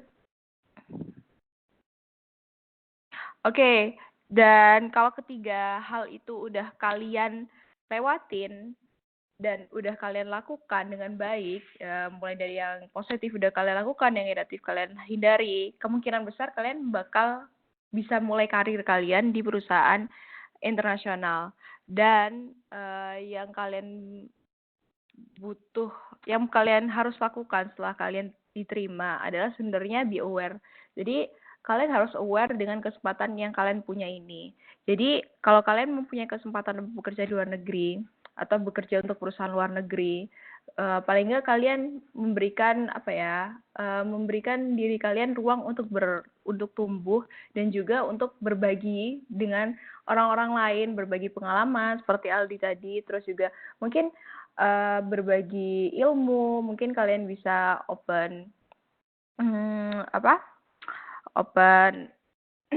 free course secara gratis gitu dan lain-lain. Karena balik lagi seperti yang kita ketahui, orang Indonesia itu banyak banget potensinya sebenarnya.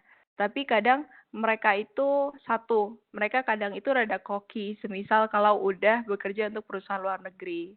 Itu sih sayangnya, ada beberapa yang seperti itu. Terus yang kedua, mereka kadang itu kayak melihat sesama dari kalian, as in kayak sesama Indonesian, itu tuh orang-orang yang merupakan saingan berat itu loh. Jadi tapi sebenarnya saingan berat kalian itu bukan orang Indonesia itu sih. Saingan berat kalian adalah orang yang emang nationality-nya sama kayak perusahaan itu.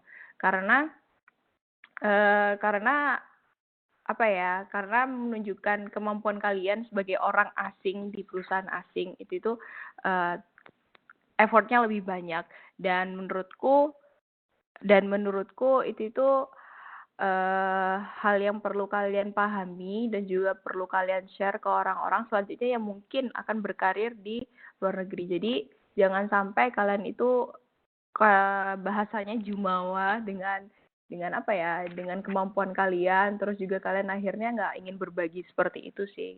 Gitu. Okay, I think this is the last slide, I suppose. I think. Okay, jadi jadi misal kalau kalian ingin keep in touch dengan aku, bisa via Instagram atau LinkedIn, Olivia Putri Rosmala, itu gampang banget nyarinya, nggak sulit-sulit banget. Oke, mungkin ada yang mau Elsa? Oke, kita lanjut ke sesi Q&A ya. Jadi tadi ada beberapa pertanyaan nih. Saya cukup tertarik. Ini beberapa teman-teman ini ternyata khawatir apakah kalau pekerjaan yang dilamar itu nggak sesuai dengan jurusan itu bisa masuk kualifikasi. Nah, ini kayak Mbak Ola adalah orang yang tepat. Sebentar, saya masuk ke slide dulu. Nah, ini. Jadi saya akan pilih 3 pertanyaan. Seperti ini. Yang pertama adalah bagaimana cara industri melihat bahwa skill yang kita miliki itu sesuai dengan portofolio yang dibuat, bukankah itu penting khususnya di bidang engineer? Dan yang kedua adalah ini, bagaimana industri memandang portofolio yang menunjukkan skill yang berbeda, apa pengaruhnya terhadap pelamar? Lalu yang ketiga, ini. Apakah experience yang banyak merupakan salah satu faktor portofolio dilirik oleh perusahaan atau cukup experience secara kualitas aja? Oke, silakan Mbak Ola. Oke, wait for a second. Ini ya. Oke, yang pertama mungkin tadi yang masalah portfolio ya.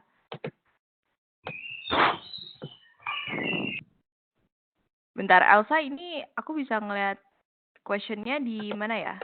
Oh, wait. I will share the slide to first.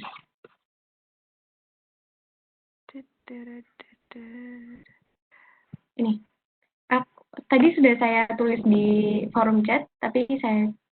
Oke, sebentar. Oke, ini ya. Jadi ini pertanyaan yang pertama dari Dani. Oke, bagaimana cara industri melihat bahwa skill yang kita miliki itu sesuai dengan portfolio yang dibuat? Bukankah itu penting khususnya di bidang engineer? Industri melihat bahwa skill yang kita miliki itu sesuai dengan portfolio. Sebenarnya aku rada bingung ya dengan ini. Maksudnya melihat bahwa skill yang kita miliki itu sesuai dengan portfolio. Jadi semisal kalian udah mempunyai katakanlah kalian ada portfolio di graphic designer. Maksudnya kalian punya desain-desain gitu dan kalian masukkan itu ke portofolio kalian. Dan menurutku kalau kalian udah menunjukkan project-project itu di portofolio kalian, Mbak, itu juga bisa menunjukkan mungkin ada yang itu ya ini. Ada yang oke, enggak. Oke, itu juga menunjukkan kalau kalian ada skill di itu. Dan tapi skillnya itu jangan cuma kayak ditulis graphic design gitu aja, jangan. Tapi kalian juga nulis kayak ada Illustrator, ada Photoshop, atau mungkin SketchUp, atau mungkin Lumion, kayak gitu. Karena apa ya? Karena hal-hal tersebut itu harus bener-bener kayak didetail banget gitu. Jangan cuman kayak, oh aku bisa programming. Tapi programmingnya apa nih? Programming kan banyak. Bisa Python, bisa Golang, bisa bisa bisa Node.js, macam-macam itu. Itu sih. Terus yang kedua gimana industri memandang portfolio yang menunjukkan skill yang berbeda dengan bidang pendidikannya. Apa pengaruhnya terhadap pelamar? Oke, fun fact aja. Sebenarnya banyak banget karena aku bekerjanya lebih banyak untuk hiring developer ya, as in full stack, front end, mobile, Android, iOS. Sebenarnya banyak banget orang-orang yang dulunya lulusannya itu katakanlah lulusannya komunikasi, tapi akhirnya dia bekerja sebagai UI UX. Nah, mereka sebenarnya nggak terlalu melihat sih masalah jurusan itu. Yang penting kayak kalian itu punya skill di posisi yang kalian lamar. Misal ya kalian katakanlah lulusan hubungan internasional, tapi kalian punya skill di UI UX, kalian ada project di UI UX, kalian ada portfolio di UI UX, kalian ada ada experience di UI UX. Mereka kayak nggak terlalu melihat gitu loh, kayak oh anak ini dulu hubungan internasional, masa cocok sih bisa masuk. Sebenarnya mereka nggak ngelihat sama sekali gitu loh, karena lagi-lagi yang mereka lihat itu adalah experience dan skill dan bahasa. Itu 3 hal penting itu. Semisal kalau kalian nggak memiliki salah satu, kayak itu tuh kayak ya kalian nggak bisa untuk lolos ke tahap selanjutnya. Jadi kayak jurusan itu bukan hal yang menentukan apakah kalian akan lolos ke tahap selanjutnya atau enggak itu. Terus yang ketiga, apakah experience yang banyak merupakan salah satu faktor portfolio dilirik oleh perusahaan tersebut atau experience secara kualitas? Ini balik lagi, ini bagus sih pertanyaannya. Ini balik lagi ke perusahaannya. Karena ada beberapa perusahaan yang nggak suka dengan orang-orang yang kutu loncat. Tahu kan ya kutu loncat? Kutu loncat itu orang yang kayak barusan kerja di sini, pindah sini, barusan kerja di sini, pindah sini. Tapi ada juga beberapa perusahaan yang kayak don't mind gitu loh kalau kamu pindah-pindah dan lagi-lagi itu balik lagi ke culture perusahaan itu. Culture perusahaan itu tuh gimana sih? Mereka apakah mencari orang yang loyal atau mereka mencari orang yang memang mampu aja, tapi kalau kayak masalah loyal, yang penting mereka bisa mencari pengganti yang baru gitu. Dan either experience itu banyak atau dikit, tapi dikit ini dalam hal kayak kalian bekerjanya lama gitu, katakanlah 2 tahun, setahun, itu kalian udah masuk kategori yang dilirik sih, walaupun experience kalian dikit. Maksudnya kayak cuma 3 perusahaan, 3 posisi atau apa. Tapi mungkin juga orang-orang yang punya banyak experience, at least bilanglah 5, tapi cuma kayak kerja 5 bulan atau 7 bulan, itu juga bisa dilihat oleh perusahaan. Dan dilihatnya itu mungkin bukan masalah di loyalitasnya sih, lebih ke lihat ke masalah achievement-nya dan responsibility-nya. Itu sih. Oke. Elsa mungkin ada lagi? Oke, jadi akhirnya kita sudah tiba di akhir sesi ya. Sebelumnya mengucapkan terima kasih dan kita harus ngasih apresiasi yang tertinggi nih ya untuk kedua speaker kita hari ini yang seriously sangat amazing. Karena kalau kita lihat dari pengalaman-pengalaman dan tips and trick yang di-share sama Mbak Ola dan Mas Aldi ini sangat useful untuk kita semua. Apalagi yang teman-teman mahasiswa yang udah semester akhir nih ya, udah mulai persiapkan portofolio dan resumenya. Jadi tadi dari pertanyaan-pertanyaan teman-teman, saya ngelihat bahwa ternyata anak-anak Defense ini keinginan dan antusiasme untuk berkarir secara internasional tuh tinggi sekali ya. Dan sebelum sharing session ini benar-benar bicara kita tadi, jadi yang pertama dari Mas Aldi, kita tahu bahwa perkembangan industri itu sangat masif sekarang, apalagi di Jepang ya. Dan di Jepang itu tipikalnya solution oriented dengan etos kerja yang tinggi. Dan kali ini Jepang itu sudah selangkah lebih awal dari kita semua yang masih mikirin IR 4.0. Kalau di Jepang sendiri mereka sudah memikirkan Society 5.0, di mana industri itu terconnected. Nah, yang kedua, siapkan portofolio itu sejak masih kuliah ya teman-teman, bukan setelah kita lulus kuliah. Jadi yang sekarang ada project, ingat kata Mas Aldi, jangan cuma ditinggal gitu aja, tapi susun dengan baik. Kemudian kuasai bahasa Inggris, kalau bisa jangan cuma satu aja, karena kalau kita tahu, Mas Aldi kan jago nih bahasa Jepang sama bahasa Inggris. Nah, Mbak Ola ini, dia juga jago 3 bahasa loh ya, nggak cuma bahasa Inggris aja. Lalu yang ketiga, kalau kita lihat dari tips and trick dari Mbak Ola tadi, tulis resume secara jelas berdasarkan experience dan skill yang kita kuasai. Jadi, jangan cuma nulis experience kita jago bahasa C atau kita jago Android, tapi kita nggak nulis, kita tuh skillnya di mana dan experience-nya kayak gimana. Kemudian, seperti yang sudah diterapkan di Python sendiri, selain experience, skill, dan language, attitude itu penting sekali untuk dipertimbangkan oleh perusahaan. Dan karena teman-teman ini sekarang update banget di media sosial, jangan cuma di Instagram aja ya. Kita tetap harus update di LinkedIn karena opportunity comes from everywhere. Dan yang terakhir, be confident dan don't act like you know things. Oke, jadi dari sharing session kali ini, saya harap teman-teman semakin terpacu semangatnya untuk bisa berkarir di dunia internasional. Apalagi setelah tahu ya, apa sih saran-saran dari dua speaker kita tadi dan kebutuhan industri saat ini. Dan selanjutnya, ini masih 85 orang yang bertahan di seri session ini. Kalian sangat awesome hari ini. Thank you so much semuanya, terutama untuk speaker kita tadi. Lalu bagi tadi yang terlambat gabung, terus ada lost connection dan mungkin pertanyaannya belum terjawab, nggak usah khawatir, tetap update di email masing-masing ya. Kita akan kirim materinya ke teman-teman semuanya. Dan seperti yang udah dibilang oleh dua speaker kita tadi, teman-teman bisa reach Mbak Ola maupun Mas Aldi via LinkedIn dan juga Instagram, atau kalau mau kirim email bisa. Dan akhirnya saya sebagai moderator, saya ingin mengucapkan mohon maaf apabila ada salah kata selama memandu sharing session ini. Dan akhirnya kita sudah tiba di akhir acara. Saya harap dan Piko juga berharap teman-teman please stay at home, stay safe, dan stay healthy semuanya. Sekali lagi terima kasih. Untuk informasi dan webinarnya, teman-teman keep update Instagram Piko ya, jangan lupa. Jadi kita akan ada webinar-webinar selanjutnya, apalagi yang hubungannya sama karir dan pendidikan internasional. Dan akhirnya kita akan tutup sharing session ini. Selamat melaksanakan ibadah puasa bagi yang menjalankan. Terima kasih dan selamat pagi semuanya.